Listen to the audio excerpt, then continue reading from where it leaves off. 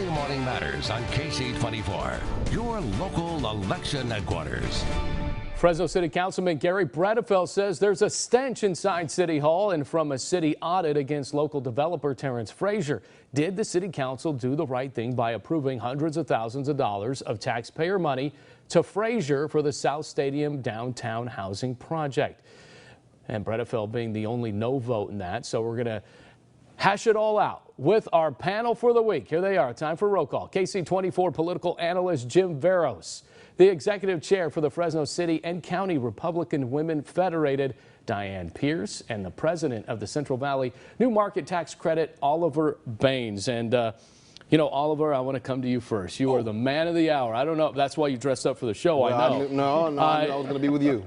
Not only are you a former Fresno City councilman, but you're also in your role with the company founded by Congressman T.J. Cox, who also had his name on the Granite Park project. What's your reaction to Councilman Bredefeld about the stench, as he calls it? Well, as you know, Gary and I are good friends. And it's no surprise that we disagreed on a couple of issues. And this is probably one of them. And I probably have a little bit more historical context on this one than Gary, because I was actually there when we had to consummate the Granite Park deal because of the 8 years that it went pretty much unkept. It was an eyesore for the city of Fresno. It was costing us at the time about $500,000 a year to maintain. Terance Frazier's group was actually the only group out of a dozen groups to come in, and they all asked the city for money. Terance didn't ask for that. They put in a couple of $1 million of their own money. They rehabilitated our asset. I mean, the city owns Granite Park, by the way, so they put in a couple of $1 million of their own money to rehabilitate our asset. And we only paid them $150,000 a year when we were paying $500,000 a year.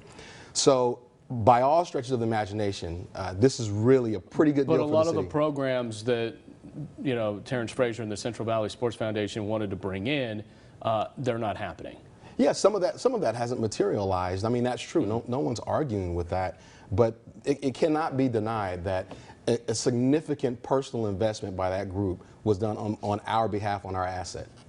Jim, I'll come to you. The audit, though, that is lingering.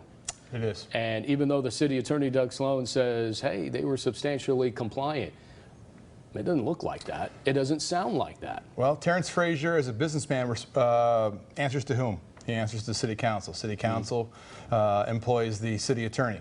So I'm not sure who else Terance Frazier is supposed to be answering to at this point. If he is doing what Councilmember Bredefeld is saying that he's doing, then they need to get rid of him. Or if they're not going to, they need to get over it.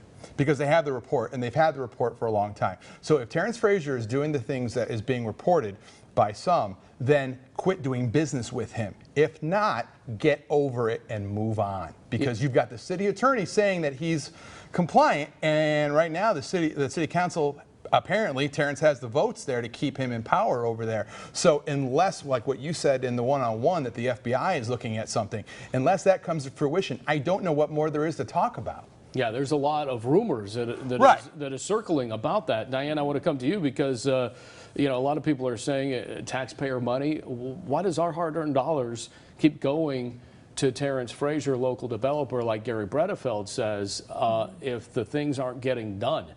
No, I think that is ultimately the question. What has been done at Granite Park is really not the issue.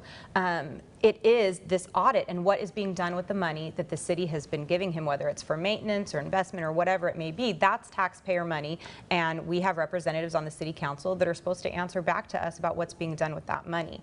And at the moment, all we're being told is we're really not sure about a whole lot of it. And the audit, the audit is hanging over Terance Frazier's head, Oliver. It doesn't. Is it bad bookkeeping? You know, I hate to laugh, but this is such a silly thing. What we're really talking about, Alexander, is about $150,000 a year that we, in a $1.5 billion budget. So let me just talk about audits, because the city's had a couple of our own audits where our bookkeeping wasn't up to our own standards, to the tunes of millions of dollars. And we're not talking, you know, 10 or 15 years ago. We're talking just a couple of years ago. You know, HUD is still asking for money back from us because of our bad bookkeeping. When I first came on the council, we literally were doing internal loans to other departments. where our enterprise funds were loaning the general fund money. You know that we had a going concern. So it's a little suspicious to me that the city and the city council is taking so much time on an issue that really only costs $150,000 a year. I'm going to throw something in here real quick. Esmeralda Soria obviously has a relationship very close to Terance Frazier.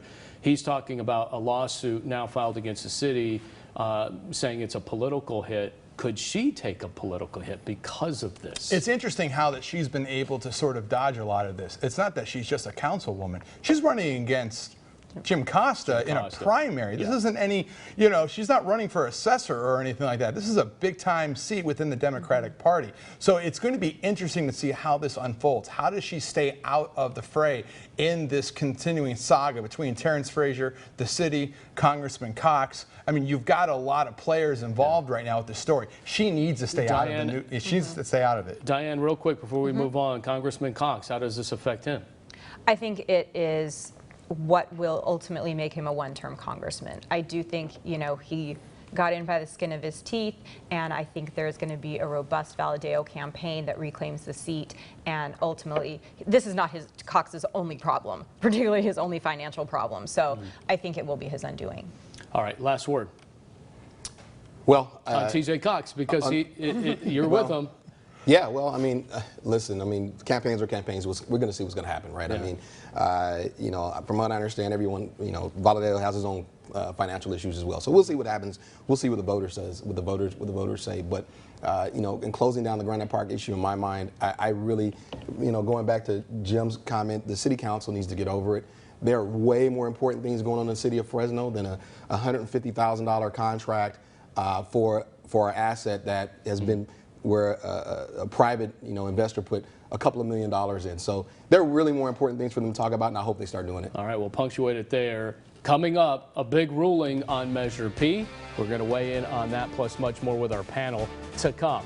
But up next, will the Fresno County Board of Supervisors follow through on a leave of absence proposal for county employees running for office? Andrew Jans. It's a proposal targeting him, possibly. What's being said since the cease and desist letter? He will join us in studio next.